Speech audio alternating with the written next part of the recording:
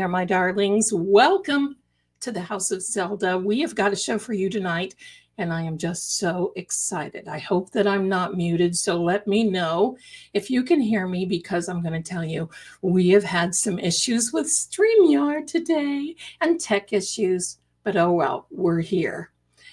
And I'll tell you what, I'm excited, but I want to welcome my sister channel, True Oracle, for being here as well. Welcome to each and every one of you. I'm loving this. I'm loving this. I can't tell you. So before we get started, I just want to share something with you. We can talk about the Karen Reed case, but I think there's a lot more. There's more to Miss Laura, and I have another little surprise for you than meets the eye. Bridging this case is taking us to the cosmos.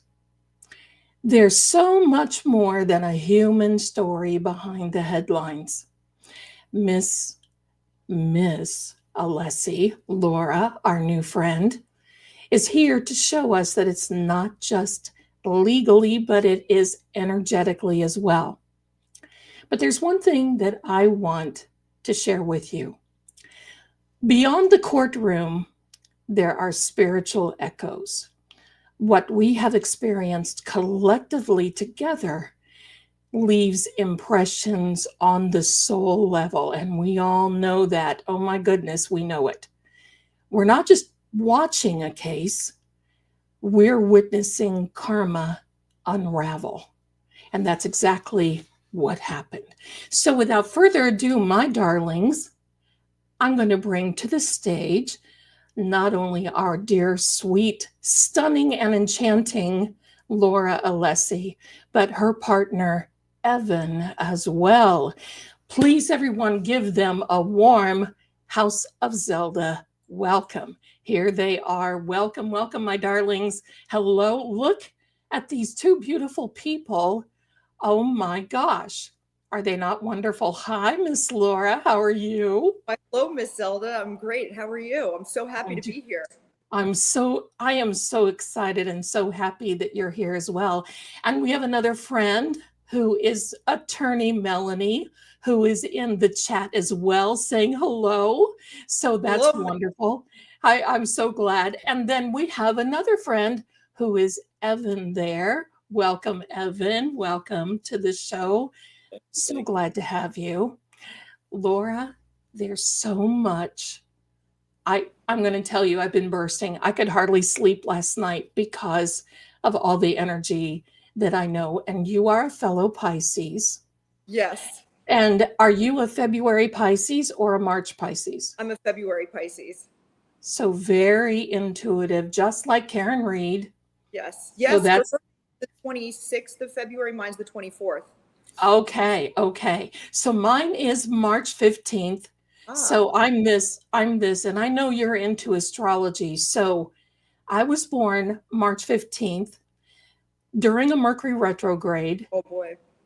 In between a lunar and solar eclipse. So welcome. So wow. Yeah. Wow. Hello. Wow. So anyway, my darling Laura, tell me what you have been up to since, well, it's been a week and just a couple of days. What have you been up to since the end of the trial? I know you've been making some rounds with your family and you're doing all kinds of great things. Tell us what you're up to, my darling. Well, what have I been up to? I've been, so I feel as if the dust has been settling, so to speak, because this verdict, having that come through, it was an out of body experience for me, because I feel there was so much culminating, personally for me, for my family, with this verdict. And it took me a few days to kind of feel like I could come down and come back to my life and re-examine it and see what was there. And so the thing that's really shifted for me is my ability to use my voice, because for many years I didn't feel like I wanted to share anything about myself with other people. I didn't feel like I wanted to really use my voice outside of my inner circle. But then, Jimmy, aka Auntie Deb, reached out to me and wanted me to do a show with him. I'm like, absolutely. He and I built up a really deep spiritual relationship throughout this trial. And I love so it. I did that podcast, and I was just myself and just having a conversation with him, and just how I was received and how people were saying that they wanted to know what I had to say about a variety of different things kind of took me aback. It's something I've told Evan every day. It's something I'm still getting used to, is people want to hear from me. This is very, very interesting. And so I'd say what I've been up to is I've been leaning into that more. And Good. I said to Jimmy, I only want to do a podcast with you and Melanie, and then I'm done. And then I saw in the Melanie in the comments, I think it was on that X post that I did, you had left me a comment, and I just clicked on your profile and I saw what you're all about. I'm like, oh, without a doubt. Immediately, I just went into my DMs. I'm like, hi Zelda, I'd love to be on your show. So I love it. yes, so I that's love it. Thank you. Thank you. Thank you. You're like this spiritual sister that we're just plucking out of the cosmos to say, come on now. Come on yes, down, yes, Laura, come on down. I There can't you stop. go. Like, I never smile with my teeth a lot. I'm like, I'm so thrilled. Yeah. Oh, I'm so thrilled to have you and have everyone in here. One of the questions I want to ask you, my darling, is how do you navigate truth on a spiritual level when the world seems full of distortion? And especially during this Karen Reed case, you were sitting in the courtroom. At one point, you're there with your father, very energetic and very intuitive, I'm going to say, and just magnetic. Your whole family is just energy magnetic. I love it. How are you navigating and keeping your head above the noise? It's a great question. So I think the first trial I watched a lot. I watched all of it. I watched every minute of it. I was very much fully enmeshed in it. I drew oracle cards at a certain point before the verdict was read. I was trying to make sense of what was going on. But what I realized was through watching that first trial was that my intuition was already really strong, and I didn't necessarily need those extra tools in order to know what was going on. I actually already knew it within my body. So one of the things that I spent so it started in September of 2023. I finished the first 10 modules of it was SematicExperiencing, which is a modality that teaches people how to process trauma through the felt sense. Oh, Yeah, nice. Okay. yeah, That's and great. I love it. yeah, and so through all of that work that I did in the course, you learn by doing, and I tapped into my own nervous system in the first course, and it was so overwhelming because I had so much stored there that I wasn't even aware of, and so it really woke me up to the fact that I had a lot of my own work to do. And so, there's this saying that the more that you heal and the more that you clear, the clearer of a vessel that you can be for spirit. And so I've been doing a lot of work. I do therapy. I did my own somatic practice, but just by doing this course and learning how all of this stuff works, how things get stored in different aspects of our being. And, by using the wisdom of your body, you can essentially excavate whatever you want. I did that. And I realized the more that I did that, the more I worked on myself, the more clear my intuition was. I've always had it since I was a kid. I mean, my dad would always say I was so observant of people, like people's micro expressions, how people moved. It's part of the reason why I got into personal training is it's not just the grunt and the grind of building a certain type of physique or losing weight or what have you. A lot of people come to me with pretty significant emotional issues and confide in me, and so that's always been a gift of mine, but I wasn't really able to fully tap into it until I started doing my own work. So fast forward to the second trial, and it was kind of like my realities folded together with my dad becoming an attorney for Karen. And I realized I needed to sort of taper back how much I was watching. I had said on Melanie that I was only watching really the defense aspect and not necessarily the prosecution's, direct examination. I only watched, anything of the prosecution, if somebody on X said, wow, this was a pretty crazy moment, then I would watch it. But I limited how much I was watching. I knew overall that this case represented far more than what met the eye. As you had pointed out, there's a lot more going on with the trial than what meets the eye. And so, you know, I ground myself in certain spiritual practices. Like, you know, I had a mantra I was doing for quite a while, you know, which is, you know, it's Om Nam Ganapataye Namaha, which is, it's to Lord Ganesh, who is the destroyer of obstacles. And so I would do that every morning.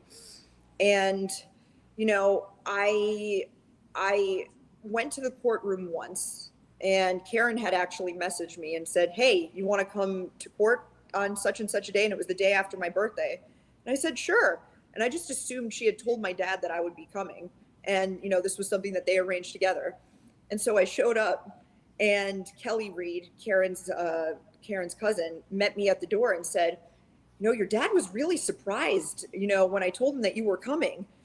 And did you talk to him at all? And I just wasn't talking to him about the case or anything like that. You know, I just was like kind of letting him be while he was just getting his footing in this new world, because he'd never been on camera. He'd never done cases on camera before. So I didn't think I needed to reach out to him to tell him.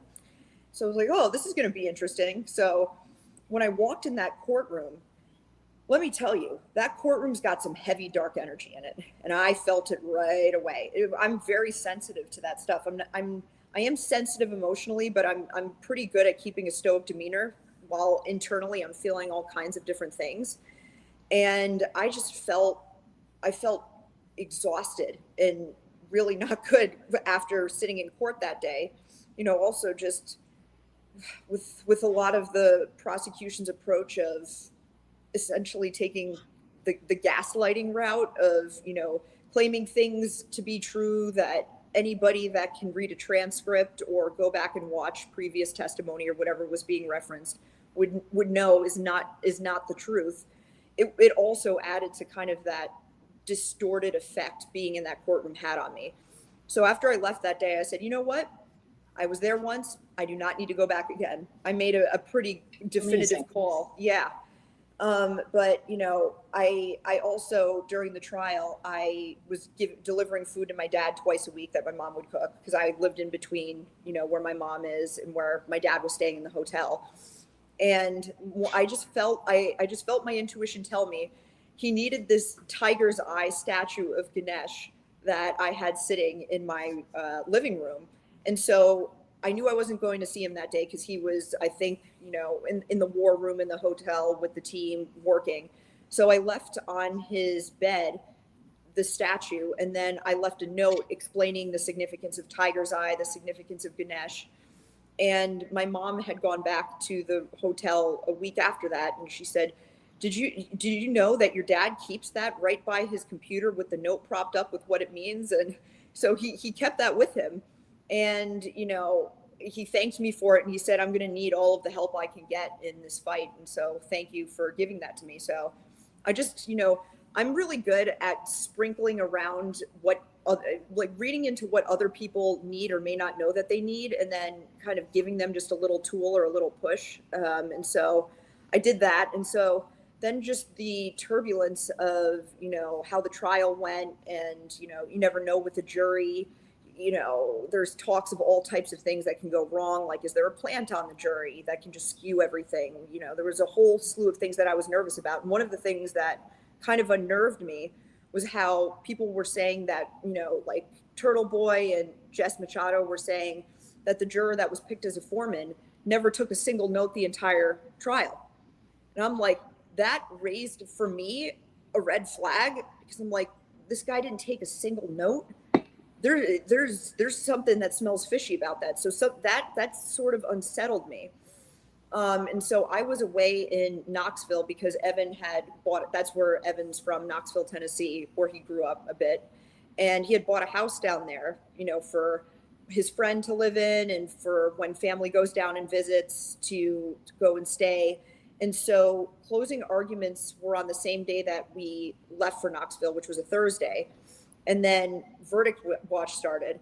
Like, I'm very grateful that I have distance from this right now, because I feel, even though I wouldn't go to the courthouse necessarily, I just couldn't see myself doing that. Just having the energetic distance from what was going on, I felt correct, because I can become overwhelmed by stuff pretty easily. I could tell, like, that environment and being in the same state as that was going to be challenging. Mm. And so here's a little story that I think you'll appreciate. So I'll love it. Yeah, Jimmy and I were going back and forth via text, and he went out to this place where he has, where he calls it his spiritual happy place. I'm not sure where it is, but I know there are trees and what have you around it. I think it may be a park of some sort. And so he told me, I'm going to go sit and see what comes to me. And he messaged me back that, the wind in the sky told him that he should listen to me with how to proceed in terms of, does he go to the courthouse? And the message he also got was that your blood or your being is tied up in this case. Like, there's something about this case that you have a tie to in terms of him. And I've always felt that to be true for me too. And so it was on Monday, I said to him, I got just this intuition. You have to go to the courthouse. You have to go there at 1. And he said, should I tell anyone I'm going? I'm like, nope, don't tell anybody that you're going to the courthouse. Just go. And I said, do whatever you feel like you need to do. Just go. So he was telling me that he was, stuck in a bunch of traffic, couldn't find a place to park where he typically would. And he ended up getting routed behind the courthouse. And so he got a spot right behind the courthouse, and he parked and he sat there, and he brought this goodie bag he has of different things, of Palo Santo. I'm not sure what else he brought. And he was sitting doing his thing, and Hank Brennan walked out of the courthouse, and Hank Brennan was parked right next to him. And so Jimmy started, sending certain energy toward him, like good energy, but also I think he was trying to energetically try and redirect some things based on Hank Brennan being in his presence. And so he texted me after that and said, it was perfect. I got done exactly what I needed to get done. I did my thing, and he sent me a voice note with everything happening. And he's like, it all worked out. Everything's going to be good. I'm like, all right, great. And oddly, on that day, and I didn't know this, my dad said to the team, the verdict will come in on Wednesday at 3. And that was what he said. And Yes. he predicted.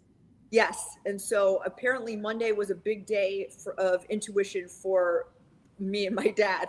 And so I guess, then the verdict watch came, and, there was that false alarm verdict. I was kind of a mess, and Evan was with me, and he's like, whatever you need, I got you. And so when the real verdict came in, he was sitting next to me. He had his hand on my leg, kind of like he does now. And it was just an out of body experience, but in a way where I explained to him, it was almost like there were these little flecks of, I don't know what, but I was standing on like a mountaintop, and I just turned around and I could see all of these little flecks, all of these little things. And I think they must have represented, all of these different choice points, all of these different events, all of a sudden just coming together. And that's what that moment felt like for me. And it was breathtaking. And so, there was a part of me that was thinking, just given how everything has gone with this case, there's got to be some other shoe that's going to drop. But then once the foreman said not guilty to the final charge of manslaughter, leaving the scene of an accident, and you could hear the crowd roaring outside, I still was not amazing. I thought there was some sort of audio issue, and I was like, oh my God, this is really it. This has really happened. I can't believe justice was served. This was a battle of some sorts of good versus evil in some capacity. I felt that pretty strongly, and it was like the good triumphed, and truth triumphed, and justice triumphed, and it Amen. was a beautiful thing. Yes. So, long-winded answer, but there you go.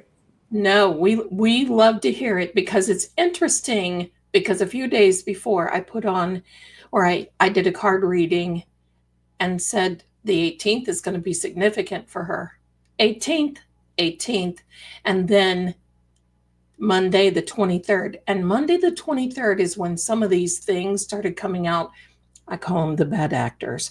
From the bad actors, and we started seeing a lot of that energy. But interestingly enough, during the trial, when Jennifer McCabe was on the stand, I saw a dark, like a dark shadow go behind her, behind her and in between her, the witness stand and the bench.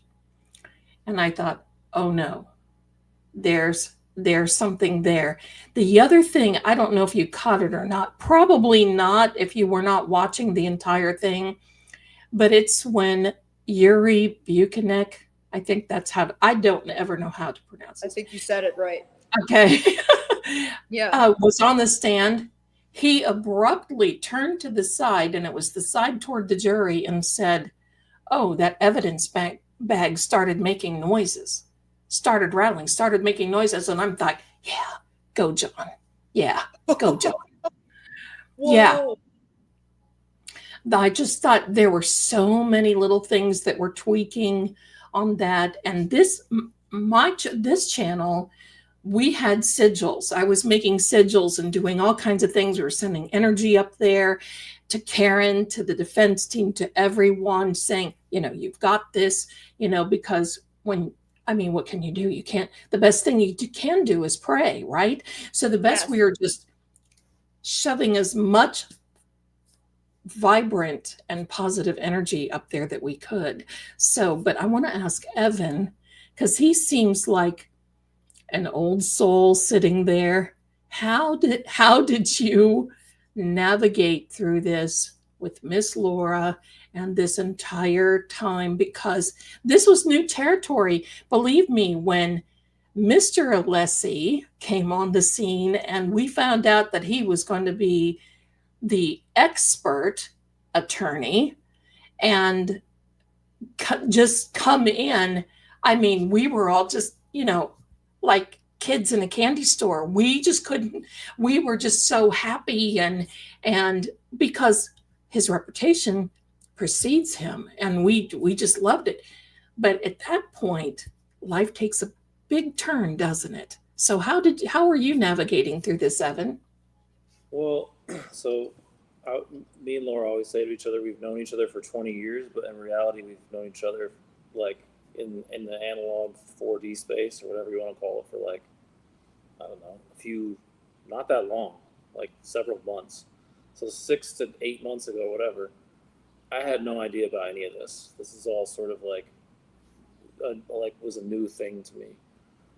So in that sense, like, I think probably it was easier for me to be an anchor, or some sort of just like solid thing around her while this is all going on, because I don't have the same, at least especially at the outset, I didn't have the same type of like emotional or any type of connection to it. As time went on, I kind of realized, just from catching like tidbits from her, and she would sort of talk about like it was a really complicated case. It was hard for me to follow at first. I would get pieces of it from what she was talking about, or watching her talking about her dad. And then as time grew, as time went on during that process, I became sort of more attached to like, well, what's going to happen here, especially just because I care about her and she cares so much about it. And sort of started realizing like, oh, okay, like, Robert Alessi is like, he's like the Kobe Bryant of what he's doing right now. I have to throw a basketball metaphor in there for myself. There you go. And that was fun to watch. It's just like watching greatness, but then also just like really watching her and seeing how she operates was also watching greatness. So for me, it was kind of like, I was always, like I said, I didn't have a personal connection to the actual case. I have a really deep personal connection to like justice in a more abstract sense in a different part of my life.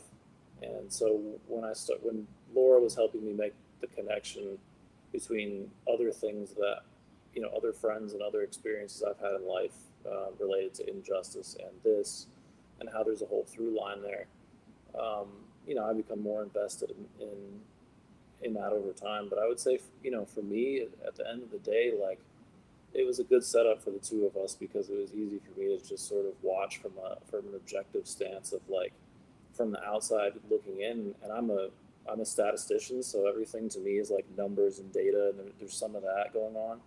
To me, having looked at this, it felt very clear to me that the verdict should, unless something crazy were to happen, the verdict would end this way. And so it was sort of easy for me to just continue to say that would be the case. So Well, it's been real fun and interesting to watch, and it's been real, it's helped so us you've both been, together. oh, I'm sorry, I didn't mean to interrupt you. You're good.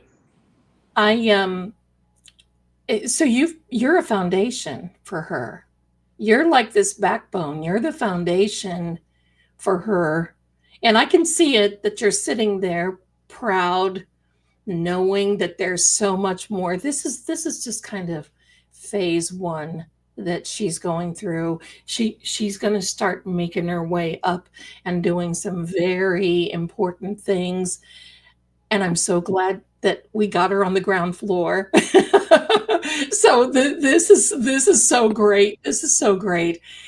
But you had mentioned to me in my DMs about having this. I'm going to let you explain it. It's an oracle. It's something that you're working on, something that you're inventing. So what is this? We are intrigued. I am intrigued. I want to know. Give us the dirt. Give us the tea, girl. The reason why I'm laughing is because he and I will play this game that we've created, and we're like, we gotta bring it to the people. We gotta try and sell this thing. And it's just something we joke about. And so the fact that I have an opportunity to talk about it is just kind of funny because we joke about this every day. And I guess one of the things that I really hold as like a spiritual tenet is that humor is a gateway for spirituality. So I feel, you never really meet somebody who really is tapped into what's going on in life in the deeper layers that doesn't have a sense of humor. I've never seen that before, We have to. Yes, we have to, do. Or it's a rubber room. Yeah, we have to. Yes. Yeah, exactly. So I brought into his life the whole practice of doing oracle cards. We went to Salem today and we did an aura photography session, and then bought two more card decks. But so now we have 8 in our collection, including one rune bag and book. And so I brought into our relationship the practice of doing this. There was a period of time in my life when I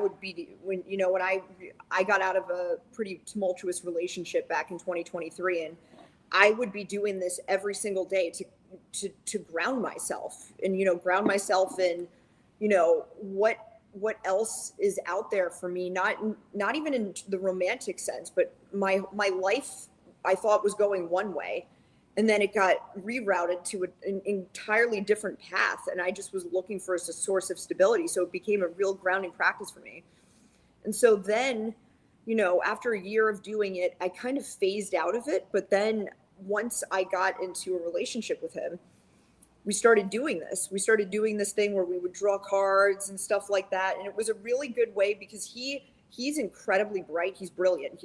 He's a genius in some senses. But I'm more of like the intuitive energy, interpersonal dynamic psychology person of the two of us. And it seemed like a really good way for us to have conversations about, what's a path forward in this project that you're doing? What's a path forward in this, and et cetera. And he had a 20-sided die.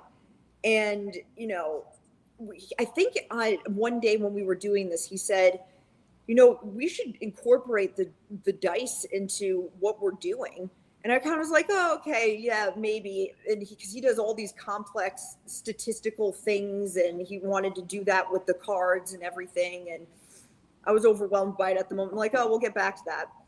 But right down the street from us is this comic book store, and they have, the whole Dungeons and Dragons section, and we walked in, and I can't remember what we walked in for, but we walked in and there was this 100-sided die in a case, and it stood out. It was like a metal die, and it has like these little hexagons on it with the numbers in it. And so it's like, oh, well, there's the dice. We got to get it. And so we got the dice, and so we call it dice prophecy.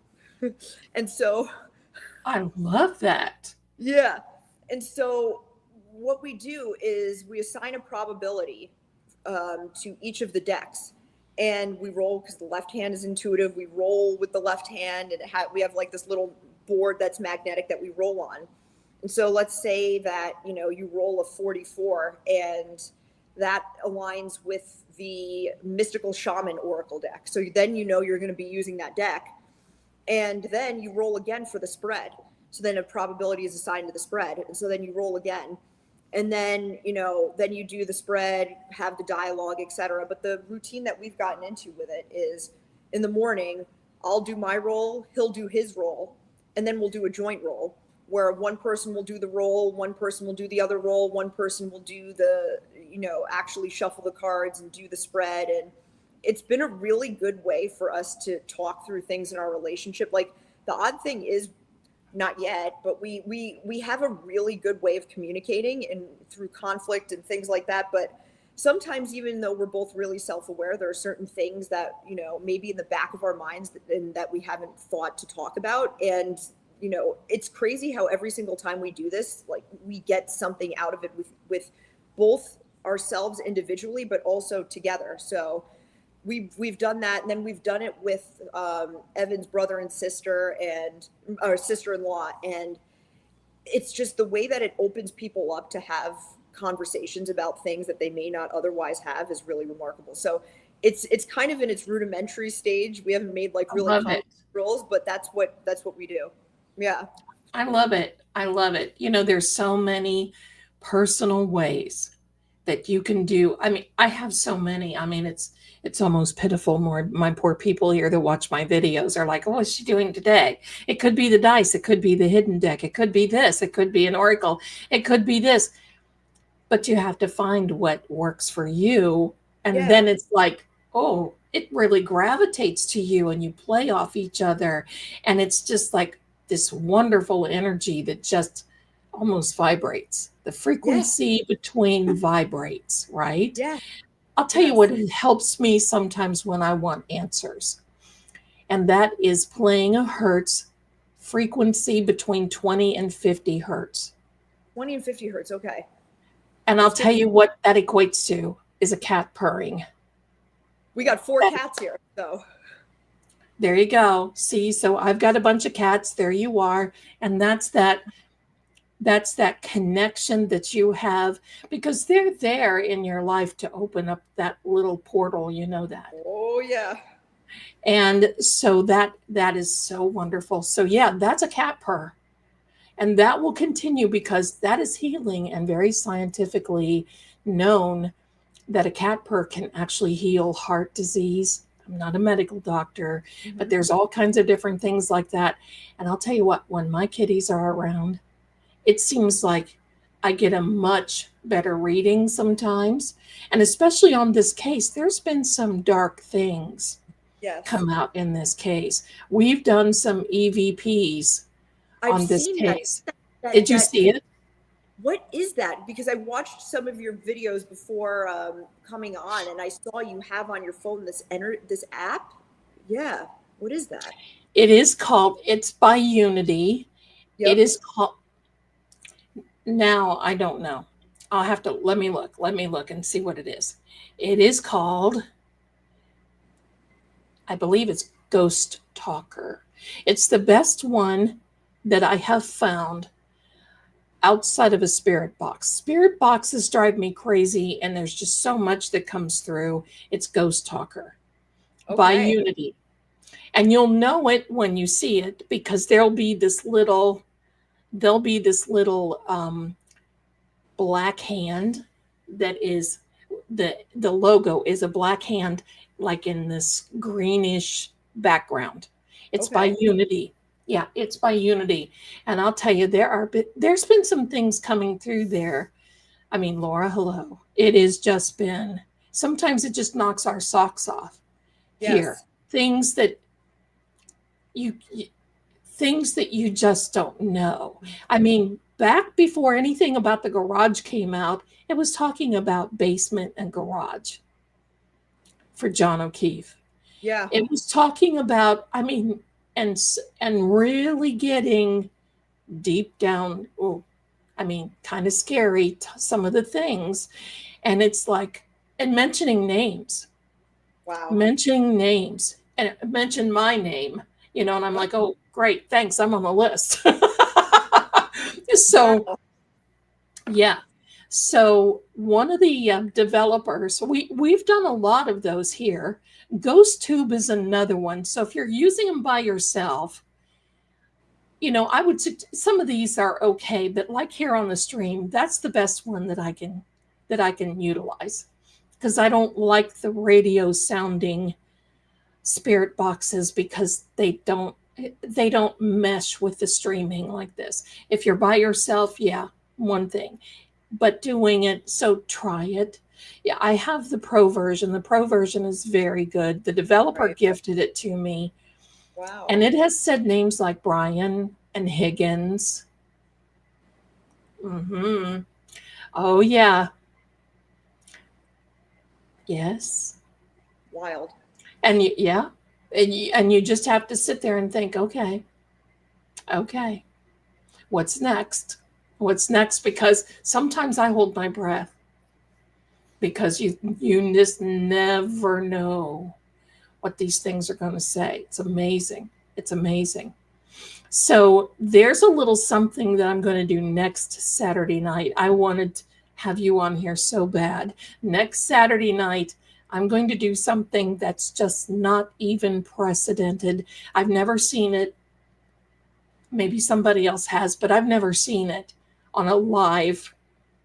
I may DM you about it. Oh, but please do. I will yes, be row but seat. it's going to be like, oh, and see, because, quite frankly, oh yeah, it says, it has said, red rum, you know what that means, red Yeah. rum. Yeah. So, yeah. So wild. So there's a lot, and we're now transitioning in this. We're going to be going, I can tell you in my heart, 1000%, I know there's going to be another investigation open for John O'Keefe. Me too. Yes. And I am not convinced, and this is just my own opinion. I'm not a lawyer, not a doctor, I have to say that. But I am, I'm not so convinced that our 3-letter alphabet agency has gone away. It would defy logic that they would have. Did you see the new letter? Did you see the letter that has come out? No. It was a letter that was written in January of this year in response to Hank Brennan writing to the FBI and wanting the information. TUI type stuff, I think. I'm not a lawyer. Sorry, Miss Melanie, but forgive me on all that. But they wrote back to him and said, we're sorry, we can't do it. There's an ongoing investigation. Wow. And then Hank gets in front of the court and says, oh, sorry, it's over. They're not going to do anything. So there you go. Wow. It just feeds into the whole gaslighting tactic. It does. Yeah. It does. Now I have another, wait a minute, hold on here, you darling. Listen, right here. Yeah, this lady right here, when I first started I found her through Karen Reed. I guess I found Karen Reed through her, is what I need to say. And I'm like, oh, so we have a real lawyer that's not on here trying to feed us full of, the brown stuff. And we're going to get real. Oh, look, there's a little angel coming in the camera. Oh yeah, I just saw. Got a couple. we got a Are couple. they So all? Oh, so this is my guy. oh, hi, Angel. He's the Hi. dice prophecy guy. He always wants to sit when we're doing it. He makes himself comfortable right in front of the dice. Oh, my. Yeah, Oh. he's my protector. He's my protector cat. I found There's a that cat. spirit angel there. Oh. And then this is Evan's girl. Let's see. You see her? Oh, look at her. Where's she going? Oh, Behind there she goes. Look at her. Oh, look. Oh, I love it. Thanks for sharing them. Of I course. have six cats. Oh, you've done us better, yeah. And see, I moved to a different state and I took some of them that my ex had because he was mean. Yep. And I could not leave. How do you make that choice? You just can't. It's like, okay, no cat left behind. So we all come. I've lost 4. I'm down to 6. They're old, but they'll tell you on here. They're in my bedroom now watching cat TV, because otherwise, with your energy here and everybody, they would be sitting here on my shoulders. They always do come up, say hi, come up, and all this other. So it's like, we are definitely in the cat distribution society right here. Yeah. So yes, for sure. But what I was going to say about Miss Melanie, because I just adore her. Some of the things, I would be laughing and howling so much, because you have to laugh at this trial. Yeah, that's what I was saying. The whole humor is a gateway to just dealing with the absurd, but also maintaining your spiritual spirits, so to speak. That's exactly right. Yeah. That's exactly right. I'm going to show you 2 things that I made that made everybody laugh. And this is the first one. Hank's Ham Sammys. You see, we've got an Arca special there. Oh my! And surveillance. We know it's Hank because he spelled surveillance wrong, I think. So we know. See, so we've got that. And then this is going to be the new law firm that Hank Brennan is going to be in. And it is this: Dewey, Cheatham, and Howe. Oh, wow. That's so good. There we go. Wow. So we have to have a sense of humor, my darlings. We just have to, because that got us through. But back to, see, I'm all over the place because I'm excited. But back, I love it. I love that. That's how the both of us, we're always back to Miss Melanie. When I found her, I'm like, okay, she's my go-to. And during this trial, I have rearranged my schedule for, working, because I work on a psychic line other than YouTube. And so I rearranged my schedule. And I would be right there front and center. I may not be able to talk because I would have to be doing some other things, but she was my go-to. She's my go-to on this. She was my mom's go-to. She was my mom's go-to. And during the first trial, when I was watching everything, she was my go-to.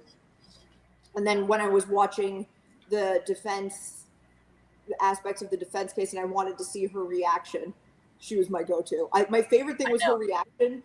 My favorite thing, I'll never forget it, I watched it a few times, was when, for the very first time, when my dad introduced himself, and he was like, "Good morning, Your Honor, Robert Alessi for Ms. Reed." And she was like, "Oh," and then she just started like applauding, like for how he said I know. it. So great. Did you just not love it? Well, I'll tell you what, on the day of the verdict, on the 18th, and remind me, I've got a few little things there too, but on the 18th, I was streaming because everybody's like, oh, and reading cards at the same time, going, yes. Okay, every half hour when the hand goes up is when I would read cards, because the energy goes up when the hand of the clock goes up. Oh, good to know. So instead of going down, you read when the hand goes up when it comes to important. So I made my own little deck. It is called the House of Zelda deck. And it is, an oracle type thing. It's just, it's a go-to. So I would read that. I'm a cartomancer playing cards. And then I would do the tarot, and I'd be sitting here. Okay. And everybody be like, okay, Zelda, it's 10:30. Get the cards out. And we'd be reading. And I'm thinking this would drive Miss Melanie crazy. So here's the great thing. I had I called them my peekers, because there were people that were watching me, but were also watching Miss Melanie. Oh yeah. And I would say, what's Melanie saying? What's Miss Melanie saying? What's she doing? And they'd be like, oh, well, she has Betero on. And I'm like, oh, good. We've got to think, okay, here's the cards and here's what's going to happen. It's just us. It's just us on the show. Well, What do you want to say? I don't know. Huh. Well, just See, that's the energy trying to mess with my head. yes, because we're sitting here and we're like, he said it's only us. He turned to me and said, what do you say? Like, Right? Swiper, no swiping. So anyway, so I did the swipey thing. So that was a day. And then when it was over, we were so filled with emotions. I'm crying and sending this energy up to, how dare you people do this to her, this. And it's like at 4:30 or 5, I said, I've got to quit. I've got to work tonight. I've got to quit. I took a shower. I went into the bed and I went, oh my gosh, what an energy spend. And I can imagine what it was like in the courtroom, because I saw the faces of your dad and everyone else in the courtroom. And it was like that. I mean, that's heart-wrenching, watching that come and seeing the disappointment on the judge's face and seeing the disappointment in Hank's face, and it was like, okay, we know which side the bread is buttered on, don't we? Yeah. So it was amazing. But I'm so glad for your thoughts. But I have another question for you, my darling. Yes. What do you do to do the cleanse when you get so in this intense situation where it's like, oh my heck, right? This, just like it was on that day, this intense energy of feeling all this emotion, because you're probably more I'm going to say empathic than I am. So what do you do? Is it breathing, salt, olive oil, sage, cats, all of the above? What are you doing? Well, so the day that the verdict was read, I got a call from my mom pretty soon after saying, there's going to be a party at Mastro's tonight. It's a small party, it's Karen, the team, and everybody. And here I am working off of 3 hours of sleep, and Melanie and I were talking about this. She and I both need a solid 8, because I had flown back from Knoxville the day that the verdict was read. And so I'd gotten back there, and Evan was like, it's almost as if they waited for you, in a strange way. And so, I had to really rally. I just laid in bed, just like, oh my God, I just can't believe that just happened. This is wild. And then I had to soldier through, but it was for a good cause, because I couldn't miss that. I couldn't miss for the world that celebration and being with my dad and my mom and my sister and everybody. And so normally when things like that hit me, the number one thing that I need to do is go, as Evan will say, analog.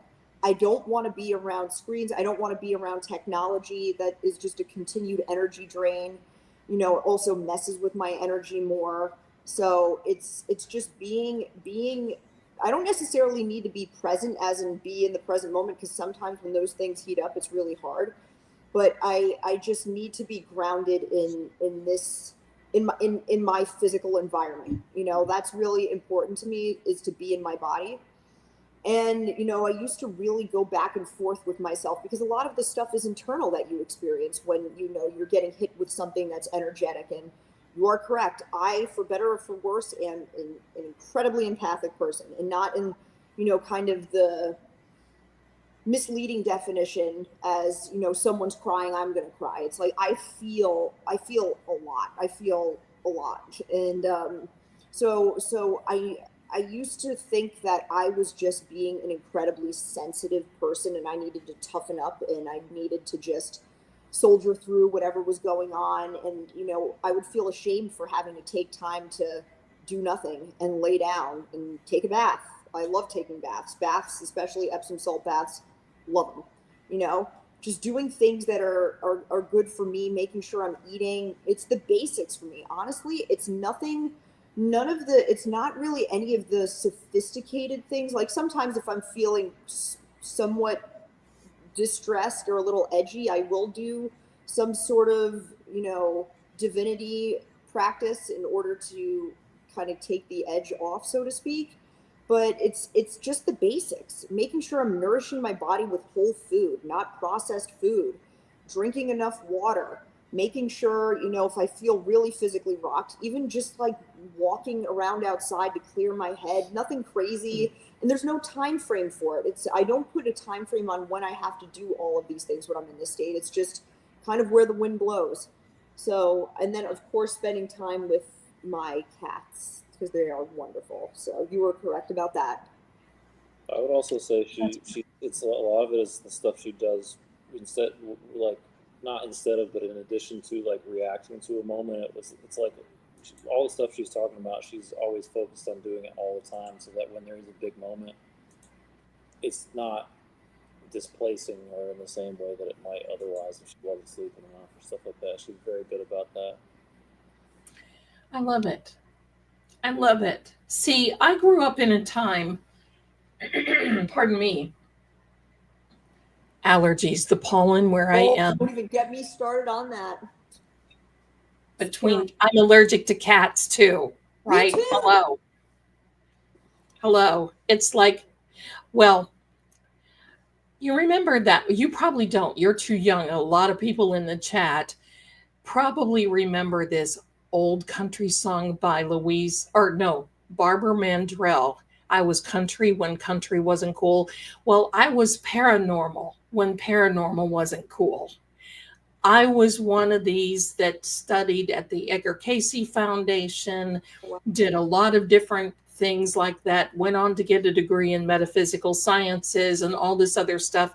That and about $1.25 will get a candy bar at the dollar store type stuff. And it's stayed with me, certain little regimens and certain little things to do, and that Edgar Cayce kind of way. And I don't do the sage. I do the salt. Edgar Cayce was big on salt. And I do the salt. And boy, oh boy, I just many times feel like I've got a little force field around my home where I am, no matter where I am. And many people, when they come to visit, will say, why do I feel like your house is humming? Why do I feel like your house is vibrant? Why do I feel? And it does, because it's this frequency that flows through here. And believe me, I got a lot of paranormal activity. I got a lot of stuff that's going on. I'm in an Airbnb right now. I'm going to be moving. And it's, believe me, I'm going to make sure they stay. Whatever is here was here when I moved in, and they're going to be staying when I move out. But it's amazing to hear how empathic you are, and how, and the great thing is that you take care of yourself. When I was growing up, you just kind of, you listened to Louise Hayes and you wished for the best, right? You hope for the best. Edgar Cayce, Louise Hayes, and it's a learning curve. And I think right now, in your generation, your era coming up, and being that it is, I mean, there's so much information available to you. Back in the Stone Ages, when I was coming up like that, I read regular playing cards with my grandmother. My grandmother taught me the regular playing card deck. I literally did not even know that there was a tarot or an oracle deck. Didn't know. Read Cartomancy all the time, read the playing cards all the time. Left home, got married to a Navy officer. He did not like what I was doing. Pardon me. Caused a divorce. Oh well, whose loss? And started traveling, started doing all kinds of different things, and opened that part that had never been opened before with the tarot and oracle, and lived in St. Augustine, Florida for quite some time, and really was, hitting the mark there. And then, so it's a journey. Yes. And I love this journey that you're on. I love this with this whole, because I love this dynamic of this, I want to say domino game, but it's not. It's a dice game with it. You're doing this oracle with. I love that because I think you're going to perfect that. You're going to do so well. And I don't know, my people here in the chat can tell me, at some point, did we have a Laura or Evan in the EVP? I think we did. No way. I think we did. I think we did. They'll remember more than me, but I think that we did. And I'll tell you what, some of the names is kind of funny, but Jennifer McCabe's sister that was sitting behind the OKeefes when Attorney Jackson was saying, "Who's your sister? Where is she?" Yes. Well, she named the name. And the funny part was that was a name that came on the EVP the week before. And we kept saying, who is this? Who could it be? So the answer is yes. We've had Evan a few times, and we've had Laura. Yes, we've had Laura and Evan a few times on the EVP. So welcome. You are fulfilling destiny. Oh my God. Very good. Woo! Of course that's the case. Yeah. I love it. I love it. I love it. So what are you moving now into this spiritual realm and using your personal training and doing both together collectively? What are you collectively doing as far as moving forward with all this? All jokes and funniness aside, but you have definitely got a future, my darling. So going forward, we're going to hear it first. We even heard Aiden was on last week. Aiden came on the EVP. That's right. Aiden came on. Wow. Yeah, it's wild. Yeah. So, man, let's see. Well, with training, so I've been lifting since I was about 12 years old. My dad got me into lifting really, really young. And so I've been working with, it's funny because you're telling me the course of your life and your story that you just told me. I have a shaman that I found in a really, really weird way on Google. And she was like, how did you find me? And that's not even my address because I thought she was in New York City. And one of my best friends moved into this castle that I was just convinced this house needs an energetic cleaning of some sort. And so I found her to do that. But then, we did like a 4 or 5 hour session with her. I'm like, man, all right. So I guess this is my person. And she's been sort of my mentor, but very similar thing where she comes from a lineage of people that do this sort of metaphysical, spiritual, energetic work. And she married somebody she was from Panama, and she's 67 years old. She married somebody that was a U.S. Army officer. And, she would go to church with him, and, she would be giving messages to all of the different parishioners, and her husband caught wind of it. And I think her husband's father was a preacher there. Her husband was like, you got to stop doing this. It's either it's me or we're done. Like, if you continue doing this, like, wasn't a hard call for me at all. So I left him. And then she traveled the world and did the same thing. And so, in terms of just learning from other people, learning other schools of thought. And so I guess I say that to say that I feel like I'm in some way starting a journey of sorts of my own, where, training has always been, I was saying this earlier, I used sources of my own personal pain in order to train. I mean, I did competitive bodybuilding from 2013 until I did my last show in 2022. It's always been something where, in order for me to generate the energy to do it, it's required, I drew from a certain source of pain. And, I don't have that well of pain anymore. And so I don't really feel as called to do it anymore. I have my clients that I work with that I love. They're fantastic. And they're the group of people that I just want to continue working with. But I also feel like there's something where I am utilizing, it's not combining the two, but there's some sort of spiritual work that I'm meant to do. And I'm not in a rush to figure it out. I learned a long time ago, you can't rush that stuff. You can't try and put your foot on the gas. It's not going to happen. And so you're absolutely right. Yeah. And so you're absolutely right. Yeah. I'm just, doing things that speak to me, and, having somebody like Evan who fully sees me for who I am and sees what I do and thinks it's incredible. Like, I feel so. We love you, Evan. We love you, Evan. Yeah. I feel just so supported and empowered to just continue, like, letting myself blossom, So I have no idea really what's next for me. I know training other people, it's a source of joy for me. I've always known it's not meant to be my life's work, but I've always known it to be kind of almost a gateway to something more. I just love that, because I think you've got healing just written all over you.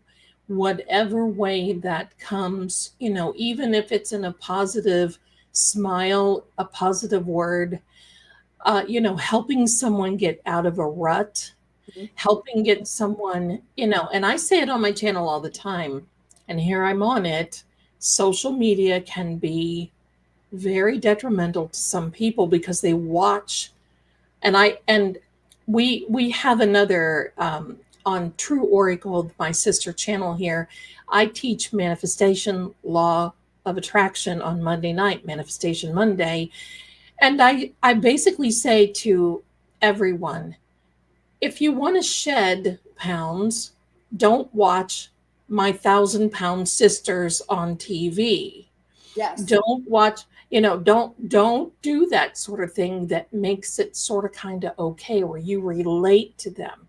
Yes. And I think that you're going to be crossing that. You're going to be crossing that threshold and just finding this pathway. It's funny, decades ago, I'm 65. Wow. Decades ago, I went to a psychic in Florida, Palm Beach. She was a riot too. Boy, she was just a riot. But I walked into her and she took one look at me, because I gravitate to those old psychic women and men, but mainly it was the women that I, gravitated to.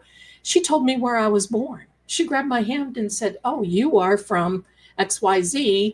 And oh my gosh, come here." She told me back then that I would have a worldwide audience. And I laughed in her face. I said, right. Hello. How is that going to happen? And she said, "Oh no. You watch and see. You're going to have a worldwide audience." And I left there just thinking, okay, that might be just some psychic fluff that people tell you, whatever. And here we are now. Not that, hello, I'm not a big channel, but the numbers don't matter to me like that. When it comes, it's fine. When it's, whatever. But I'm amazed at the growth that can come. And this is going to come for you. This February Piscean empathic is going to lead you. And you know what? I think you're surpassing those trainers and those psychic mentors to a certain degree, because sometimes we take on what they want to do, they're doing, and yet where does that fit in with you? Yes. You have to find your own way, and you will. You watch. In the next 5 years, within the next 5 years, my darling, you watch. Next 5 years. Next 5 years. All right. It's going to be, you can hold me to it. I'll be here. I'll be an older bat, and I'll be here. And you can say, do you remember that time, Zelda? There you go. Do you mind if I pull a tarot card for you? Oh, not at all. Please, no. Okay, here we go. Here we go. My darlings, here we go. Now, tell us, and see, I don't riffle shuffle.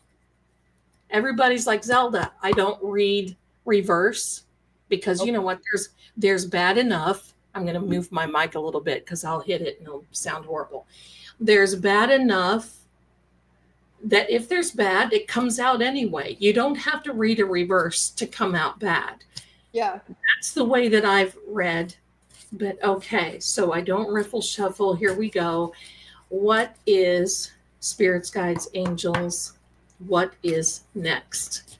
What message do you have for Miss Laura? Don't worry, Evan. We've got you too. We've got you covered, brother. We got you covered.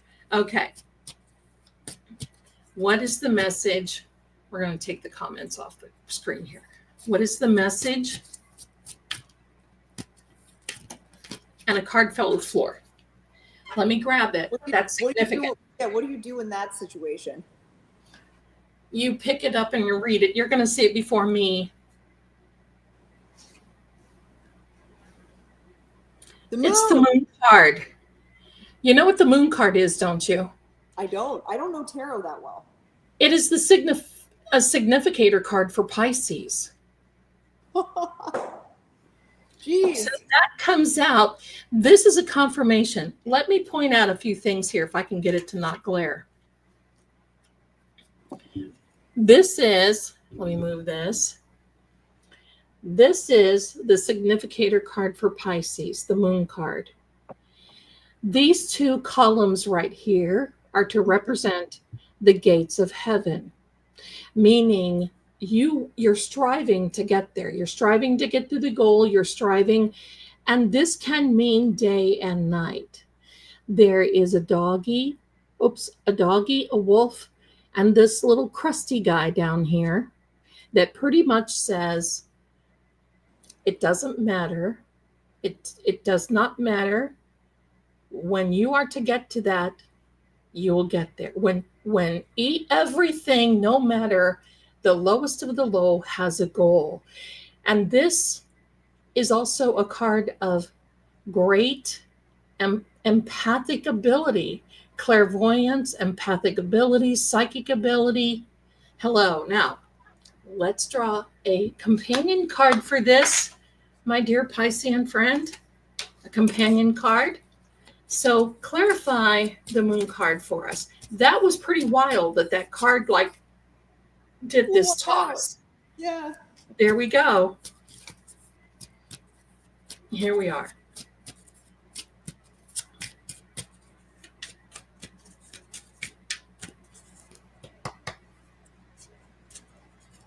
Off the top, you're going to see it before me. I got to make sure it's upright. Okay, there we go. Oh, I love this one. The Two of Wands. Oh, okay. A fire element. Very good. A fire element. My darling, this means that you hold the world in your hands. You can do anything you set your mind to. The fire elements are wands. And you see how this is growing out a little bit. It's all about growth, opportunity, open doors. His red cloak, his red little hat, is all about compassion, passion, power, love, all kinds of different things. But the key to this is to look forward, to explore, and to discover. I don't know if you can see it or not. This little wand right here is anchored to the side of the castle. And that means it's behind him. Got to anchor the past in the past.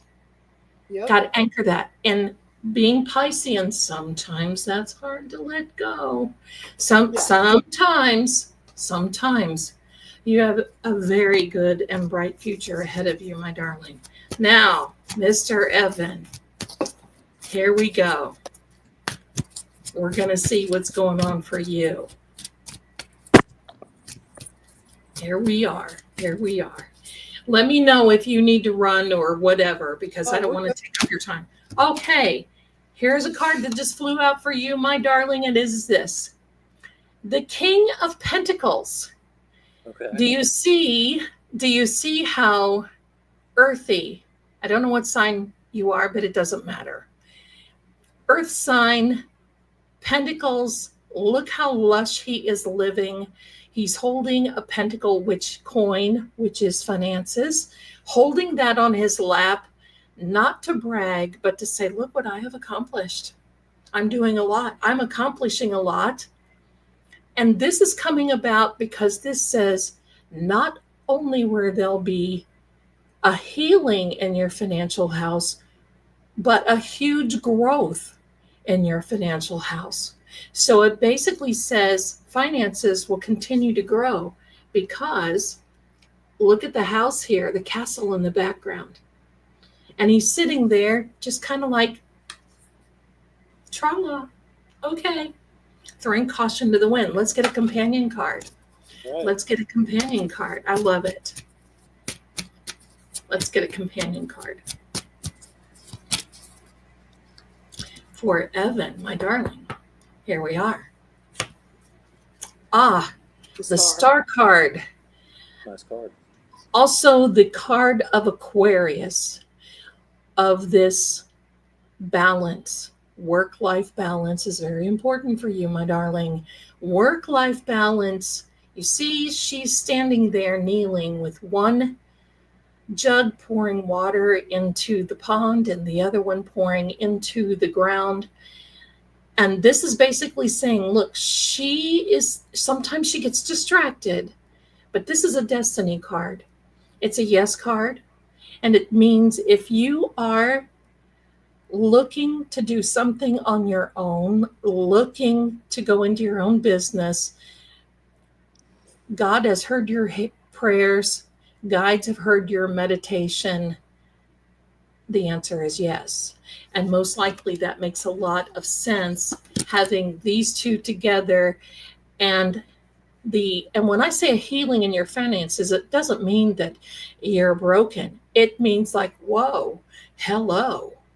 Things are things are looking up. Things are really like, look at the growth around him. Living in lush. Very good.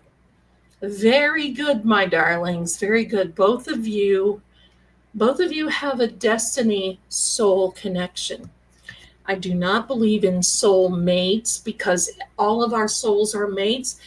But there are sometimes we have connections, and connections that we cannot refute, connections that we can't let go, connections that we have to be right there. And when you first came on, Evan, it feels like you've been together for 40 years, right? That's what both of you are, a magnet to each other. You complement each other on each thing that you do. I love it. I think it's wonderful. I want to draw a little Cartomancy playing card deck for the both of you, if that's okay. Stop me. Stop me. No. If that's too much. You can say, Zelda, sit down. Good. I got to play you this.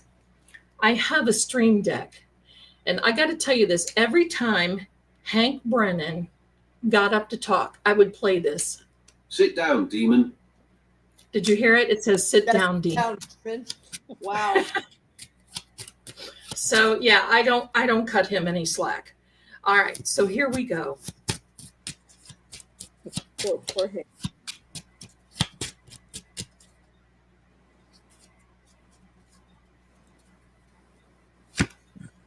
Oh, I love it. The Seven of Spades. Now, the Seven of Spades can be a tricky little card. It can be a card of where sometimes you feel the fear of almost, oh my gosh, this is too good. What is this? Could that be that thinking that, oh my gosh, this came together so easily, and so I mean, is this right? Is this going to be something? And this is a card of saying, well, you may feel that way just a little bit, but it's unfounded. It's not anything you have to be worried about. It's a card that basically says, go with the flow. Go with the flow. Don't fear. Go forward.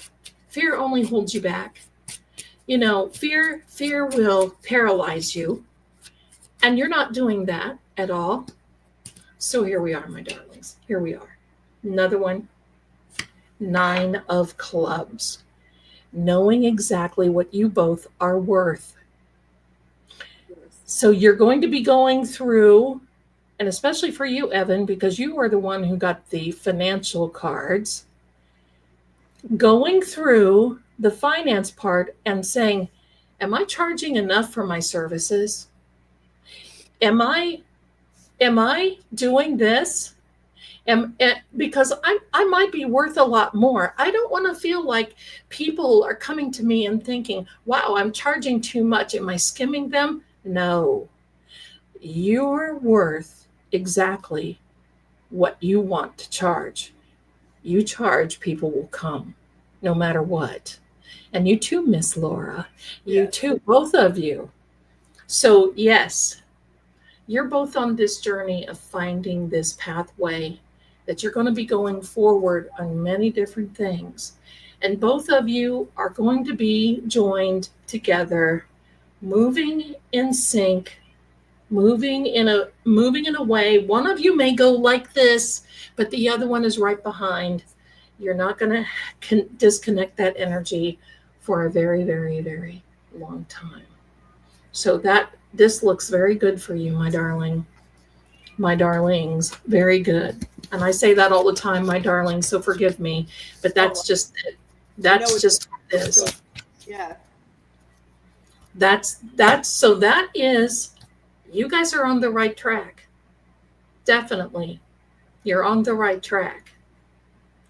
And I can't wait to hear what you're going to be doing in the next 3 months, because I think 3 months is going to be significant for you. It's going to be significant for him. So Evan is I guess you could call him a serial entrepreneur. Nice. He started, you explain the company you started. I'm a climate scientist.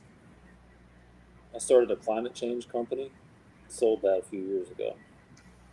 Yeah, so it took municipal bonds, and come on, you can give them a little more. I'm not going to try to explain too much of it. But. Oh, I can deal with the financial. I love. Give us the techie, Evan. Give us a tech. Oh, come on. Okay, fine. We'll get a little bit more into it. So I started a company with a bunch of great people, and it was the idea was like, well, many years ago it was like I was a climate scientist, and I was like, nobody has started a company in like the private sector about climate change, and if it's this big of a deal, there's got to be something there. And that's very different now. Bumbled our way through it for a while, and then sort of landed on this idea of looking at how climate change impacts like the budgets of cities, and built an analytics database and product and all that kind of stuff off the top of that. Went through the pandemic together, drank too much, all that good stuff, but ended up in the right spot and sold the company. Still do that work now. But I also, I can't even help myself. It's like an addiction to like scheming. That's the word I like to use. It's like we do it almost as a pastime now. Like if there's an idea, I'll keep amping it up and amping it up and amping it up. Same thing with Dice Prophecy that she was talking about earlier. We turned Love it it. into a mega conglomerate business, at least conceptually, for fun a few weeks ago. So who knows? I'm bouncing between all kind of different things, but that all sounds good. 3 months, we'll let you know what happened in 3 months. I'd love to. I'd love to, because you're part of the family now. So we've got to just keep, you got to keep in touch, and we would love to have you coming back. And I'll tell you what, now, have you tried some numerology? Because him being the financial guru and the numerology. Oh We got to think about 6:08 p.m. Well, yeah. So it's a weird thing, but in terms of numerology, I know Jimmy's really big into numerology, and he did one for me, did one for my dad, but he didn't do one for Evan. And I'm my knowledge of it is like that of a kindergartner, but I would like to learn more for sure. So you said 608, right? Is a tie? Is that okay? 608.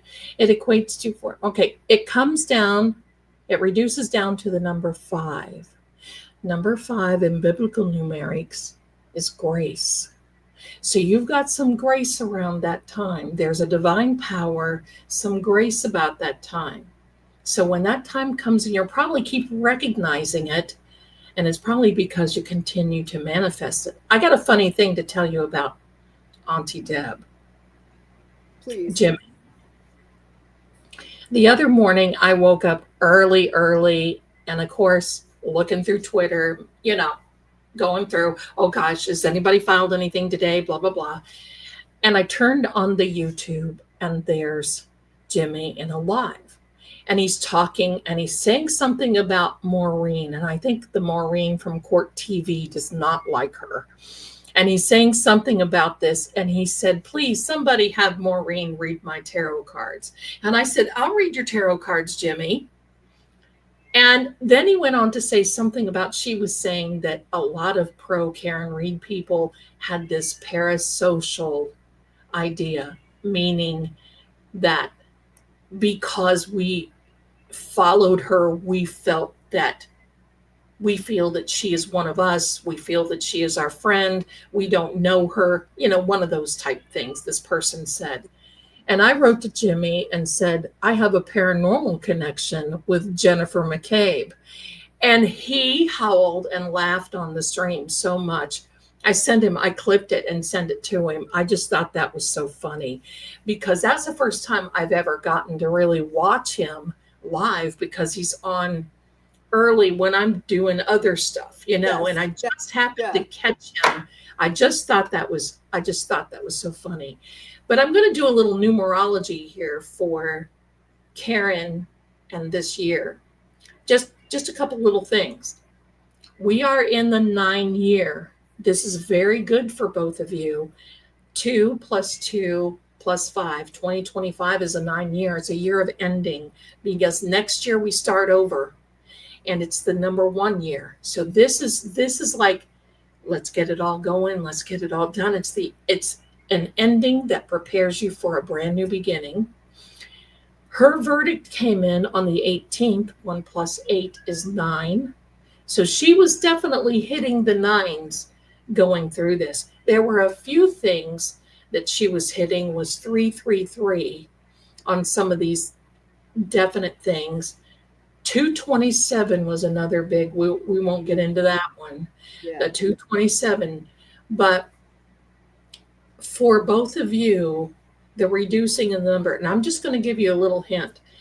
I have crafted, I guess is the best ways, because I've got some books from the 1500s, 16, 17, and 1800s, all about psychic stuff. And I've had to put some of them on digital because they're literally falling apart. You can't even turn the pages anymore. So I've got them on a digital, and I went through and scoured them, and I came up with what I call a Zelda codex, where you take numerology, and there's a few little twists and turns and everything else. And I'll give you a little hint, and everybody else watching in here for next week, I've taken the longitude and the latitude of where Officer John O'Keefe's body was laying on the front lawn of 34 Fairview, and did a numerology spread on what all that means. And believe me, there is definitely a soul pattern there. It's just so bizarre. It is just bizarre how that came through. And the weird part of it is this. I keep hearing this 34 Fairview. Well, that's a misnomer. There's nothing fair about that view that happened on that day and on that night. So I've taken all of this, the January 29th of 2022, and wrapping all of these numbers, because, we are surrounded by numbers. I mean, we're surrounded by math. Everything and anything that we do is all math to begin with. And it is just amazing to me that all of this just comes out. I mean, and you don't think of that. You just think innocently enough, oh, 34 Fairview. Oh, okay. But when you get down to latitude, longitude, numbers, birthdays, event days, everything else, and you come up with this one big master number, you just kind of get blown away. And so, I'm sorry. Sure. I can't let it go. I need to find out. The 608 turns into the 5.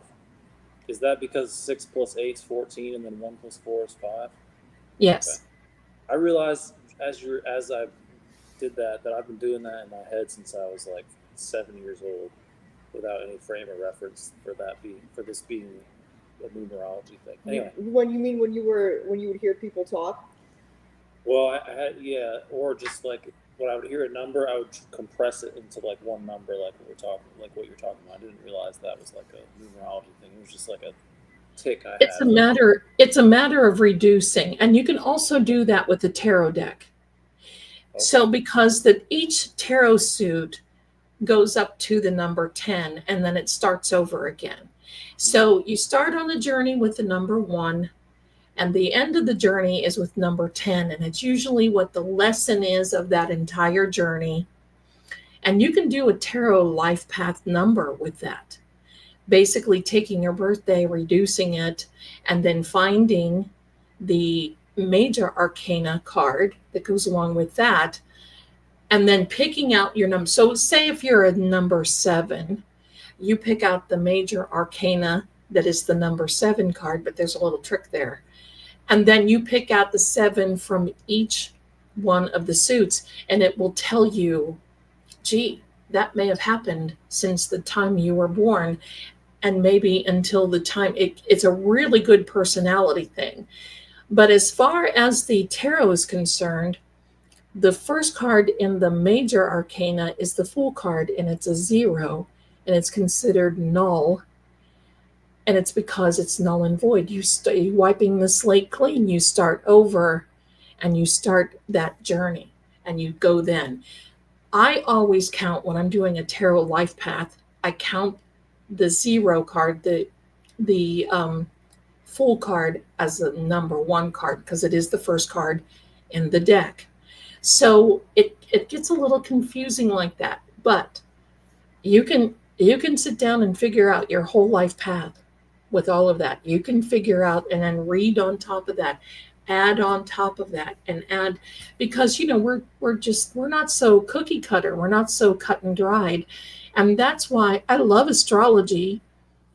But I think for me it's a little cookie cutter to a certain degree, because we have the influence of our parents and our grandparents and what signs they are, and our children, and we're just this melting pot of all this. Now, I like the Vedic astrology because that's so predictive. The Western astrology, like we look in the horoscopes daily, is kind of like, okay, I'm going to look in the newspaper and see what generically it's going to find me. But anyway, So that's what's going on. That's what's going on. So let me see. I think I've got some, I've been doing all the talking. I apologize. I bring you on here. We're learning so much. Well, I bring you on here and it's like, okay, Zelda, stop, shut. Well, I Zelda. apologize for interrupting you because I totally took on a digression there. But you created a monster. This is great to know. I'm excited to start doing number stuff. Yeah, you Good. love. Good. Yeah. Good. You have to, because it fits in with the laws of attraction. It fits in with doing so much in your life.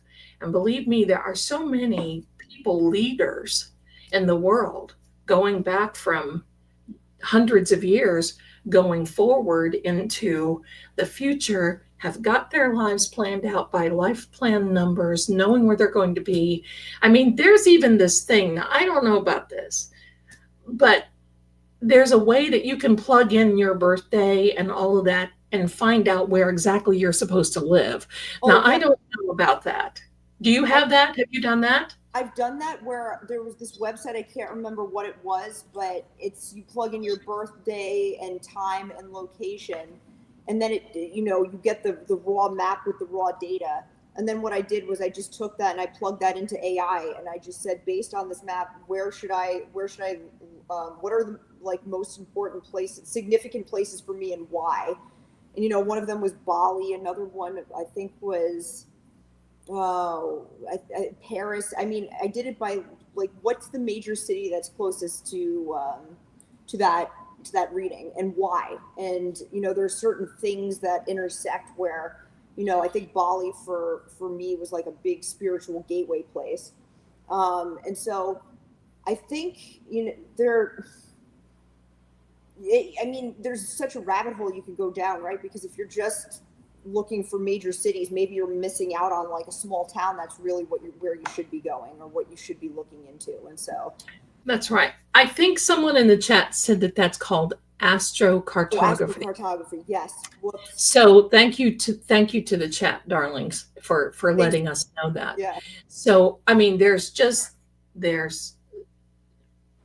I call them bunny trails all over the place to go down, because, and I'll tell you what, there's another, getting into the biblical numerology that is so interesting. And getting into what those numbers mean, and adding things together. I mean, I'm in a constant sitting and figuring and thinking, well, what if we did this, or what if we did that?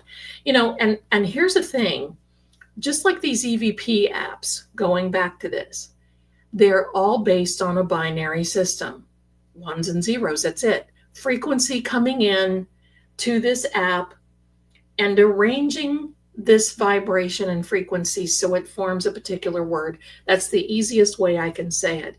But it's all based on binary. That's it. It's all binary system.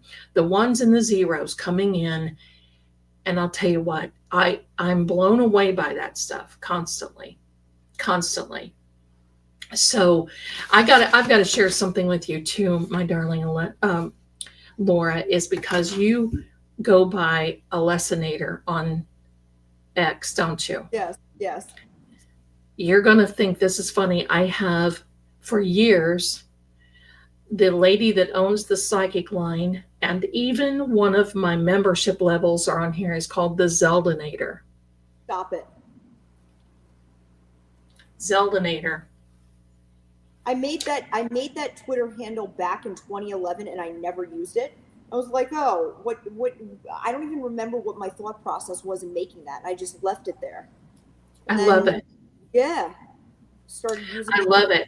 Yeah. Well, I got the name Zeldanator. Actually, it was the lady that owns the psychic line called me the Zeldanator, because when I do a psychic reading, there's just no fluff. I just give it to you however it is. That's it. Good, bad, indifferent. I don't believe in lying and telling people that something that isn't true and all that stuff. I'm just not into that sort of thing. So it's kind of funny, because when I saw your Twitter handle, I'm like, Another, she could be a Zelda with us. And I'm laughing, thinking, oh my gosh, that is just so hilarious. So, that because, everybody calls your father, what is it, Alessi Scissorhands or something Oh, like that. Bobby Bob Scissor. Bob Scissorhands. I will forever be imprinted in my mind Edward Scissorhands with my dad's face from his law firm website headshot superimposed onto it. It's like the internet is a wild place, man. I got to tell you. Oh, it's something else. Now, my question, how does your dad feel? I want to ask about your dad and your mom, but how does your dad feel about the metaphysical journey, the psychic journey going? I'm using words that Yeah. people, we used to say metaphysical, telepathy, telekinesis, and you don't hear those words anymore. But what does he feel about the psychic journey, the spiritual journey? Because you told us about this statue you sent to him, but how does he feel about all that? Well, Because I know he's gifted. He's gifted. No, yeah. I mean, I think the thing is, his gift has always been similar to mine.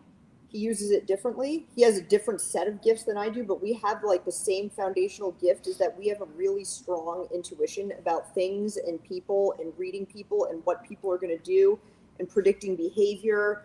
And,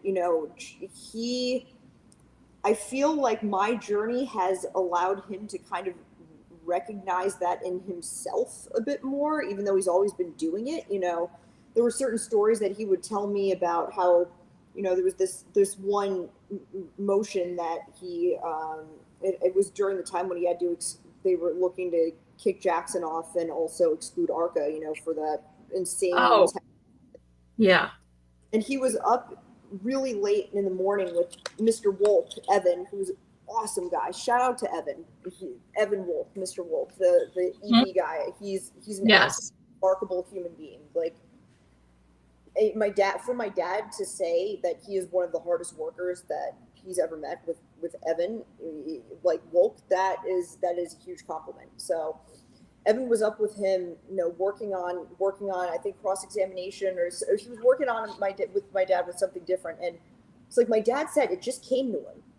Look up this Massachusetts statute. I have a feeling that with this argument tomorrow that, Judge Cannoni is going to try and bring this up as her rebuttal as to why, Arca should be excluded or Jackson should be not allowed to practice or loses pro hoc vice or whatever.